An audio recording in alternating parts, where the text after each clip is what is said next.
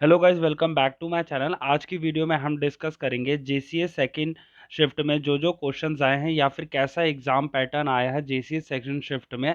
आज की वीडियो में हम वो डिस्कस करेंगे और जो क्वेश्चंस आपने कमेंट बॉक्स में पूछे थे मैं उनको सॉल्व करने की कोशिश करूंगा। अब सबसे पहले क्वेश्चन आया है कि इंग्लिश, जीएस और कंप्यूटर ये सब डिफरेंट डिफरेंट सेक्शंस हैं, तो क्या हम जीएस से कंप्यूटर में जा सकते हैं या फिर इंग्लिश से जीएस में जा सकते हैं? तो हाँ, आप एक सेक्शन से दूसरे सेक्शन में आसानी से शिफ्ट कर सकते हैं। कोई टाइम बाउंड लिमिट नहीं है कि 30 मिनट पहले आपको इंग्लिश अटेम्प्ट करना है फिर जीएस, ऐसा कुछ नहीं है। आप किसी भी सेक्शन में शुरू कर सकते हैं और किसी भी सेक्शन में एंड कर सकते हैं। ये हो गया आपका सबसे इंपॉर्टेंट क्वेश्चन। जो लोग पूछ रहे थे कि क्या हम एक सेक्शन से दूसरे सेक्शन में शिफ्ट कर सकते हैं टाइम खत्म होने से पहले, तो हाँ, आप किसी भी सेक्शन में जंप कर सकते हैं, आप किसी भी टाइम ड्यूरेशन में। अब चालू करते हैं अब अपना मेन एग्जाम एनालिसिस। उसमें है पहले इंग्लिश में क्या क्या आ रहा है। इंग्लिश में आ रहे हैं generally idiom phrases, vocabulary from sentence. अब क्या है, एंटोनिम, सिनोनिम या फिर इडियम फ्रेजेस आपको एक सेंटेंस फॉर्म में आ रहा है, उसमें से अगर आप पढ़ के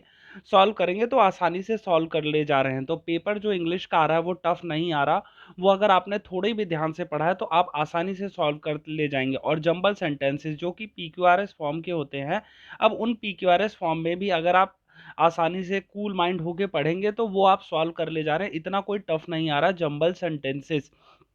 अब नेक्स्ट है फिल इन द ब्लैंक्स भी आ रहे हैं इसमें। और उसके बाद कॉम्प्रिहेंशन जो आ रही है वो दो पैसेजेस आ रहे हैं और वो ऐसे हैं कि डायरेक्ट फ्रॉम पैसेज आपको आंसर मिल जा रहे हैं। और अगर आपको न्यूज़पेपर रीडिंग की हैबिट है तो आपके लिए बहुत केक केक वॉक होगा ये एक आसानी से सॉल्व करना इंग्लिश का पेपर कॉम्प्रिहेंशन का। या फिर सारे जो मैं कहूँ तो वोकैबुलरी भी काफ़ी आसान आ रही है, जैसे हमने सोचा था एज सच उतना टफ नहीं है। अब आगे बढ़ते हुए समझते हैं कंप्यूटर को। कंप्यूटर में बेसिक पेपर आ रहा है। अगर आपने कोई भी सप्लीमेंट्री कंप्यूटर की बुक पढ़ी होगी तो आप आसानी से सॉल्व कर ले जाएंगे। अब जैसे लास्ट में आया था सेकंड शिफ्ट में रीनेम से रिगार्डिंग एक क्वेश्चन आया था, एक एक्सेल के रिगार्डिंग क्वेश्चन आया था, एमएस वर्ड के रिगार्डिंग आया था और शॉर्टकट कीज के भी रिगार्डिंग आया था, वो भी बेसिक शॉर्टकट कीज।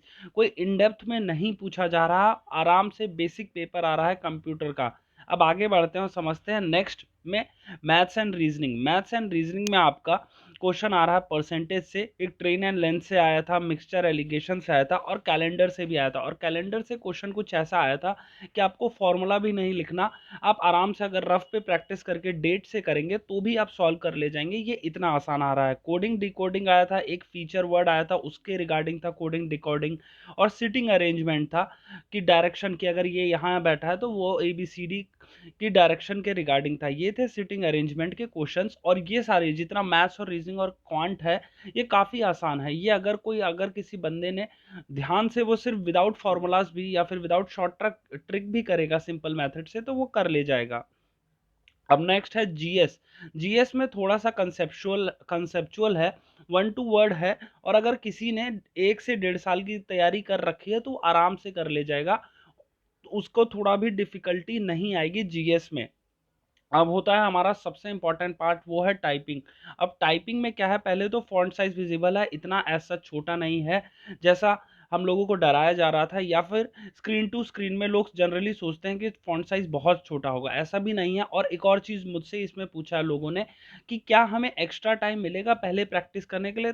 तो हाँ, मैं बता दूं आपको 5:30 पे आपका पेपर हो जाएगा तो आपको 20 मिनट अराउंड मिलेगा कीबोर्ड पे प्रैक्टिस करने के लिए और ये देखने के लिए कि क्या आपकी सारी कीज कीबोर्ड की फंक्शनल हैं या नहीं।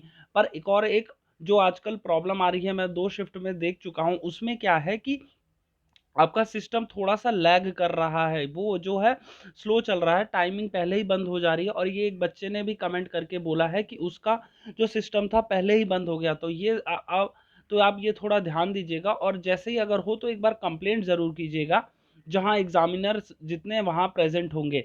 और इसमें एक और चीज़ है, नो स्पेशल कैरेक्टर। मतलब क्या है, जैसे एक्सक्लेमेशन मार्क नहीं है, डॉलर का साइन नहीं है, परसेंटेज का साइन नहीं है, ये सब नहीं है। नॉर्मल है वही फुल स्टॉप, फुल स्टॉप हो गया, कॉमा हो गया, ये सब चीज़ें हैं और कोई स्पेशल कैरेक्टर नहीं है। और रोमन न्यूमरल्स नहीं है। रोमन न्यूमरल्स कौन होते हैं? वो फर्स्ट, सेकंड, ये सब रोमन न्यूमरल्स नहीं है, सिर्फ अल्फ़ाबेट्स हैं। Alphabets A B C D ऐसे वाले अल्फ़ाबेट्स हैं। और एक और चीज़, जो आपका टाइपिंग पैसेज आ रहा है वो जुडिशियल मैटर के रिगार्डिंग है, उसमें अपेलेंट, काउंसिल, रिस्पोंडेंट, ये सब वर्ड्स बहुत आ रहे हैं।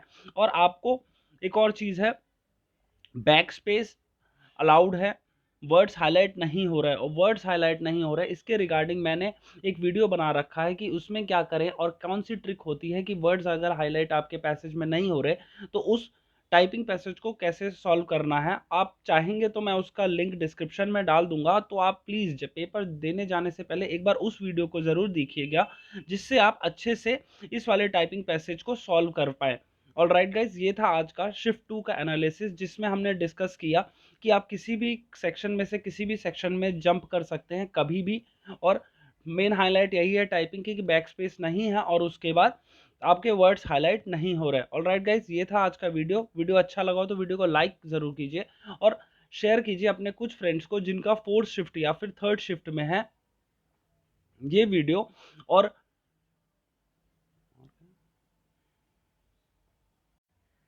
And at the last, all the best for today's exam. आपने बहुत मेहनत की है, अब आपके मेहनत का रिजल्ट आना है। Thank you.